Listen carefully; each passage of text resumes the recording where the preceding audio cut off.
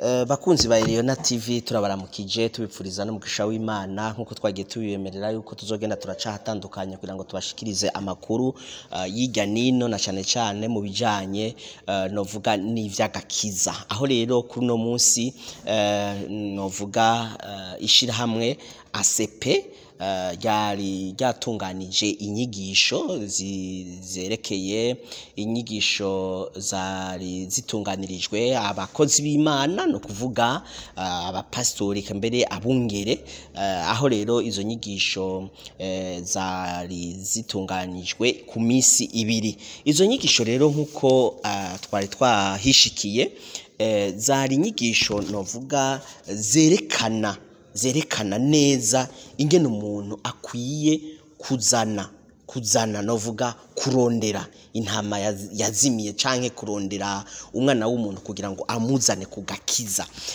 Bashishikaye rero guca hirya no hino aho muri izo nyigisho hariho abashitsi baje bava mu gihugu ca Amerika bavuze bati guca bugufi kugira ngo ushikane umuntu kugakiza. Aho mbere bashimikiye ko ari nka kujya umuvyeyi iyo ari yibungenze hagera kubise kugira ngo ashobore kuzana umwana ko hari imibabaro hari nibibanziriza kugira ngo umwana ashobore kuza. Bashishikaye bavuga rero yuko kuzana umuntu kugakiza kumushikana kuri Kristo kwari nkako karorero bahavuye batanga. Aho rero zari inyigisho zigiye kumara imisi ibiri kandi vyari bishemeye aho bavyitavye novuga ku rugezo rushimishije. Muri izo nyigisho rero naregereye bamwe mu bari bazitavye aho nabo nyene bashimiye Imana bafise akajyamuneza ko vy'ukuri izo nyigisho zagize ico zibafasha eka mbere ko bagiye no gushishikara kuzikwiza naho basanzwe bakorera imirimo ya misi yose.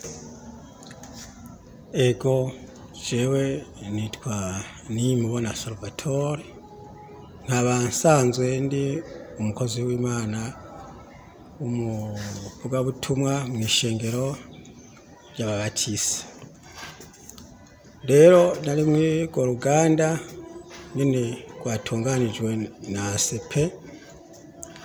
Rero ryari ijambo ry'Imana riryoshe kumva kuko ryatwigishije guca bugufi no kongera gushikira bene data kugira ngo tubabwire inzira y'agakiza kandi tubarongore gushika tubashikanye neza mu nzira yo kwakira umwami Yesu nk'umwami n'umukiza wabo mu bugingo bwabo.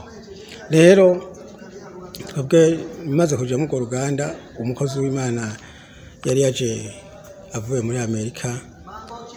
Icamfashije gose kurushiriza nuko yatweretse ingene Kristo Yesu yaciye bugufi mu kugira ngo ashikane abantu benshi mu nzira y'agakiza, kandi ko natwe nk'abakozi b'Imana dukwiye guca bugufi tukagira urya mutima wari muri Kristo Yesu kugira ngo natwe tuba akarorero keza kugira ngo abandi batwigire ko kugira ngo bashike mu gakiza twaronse.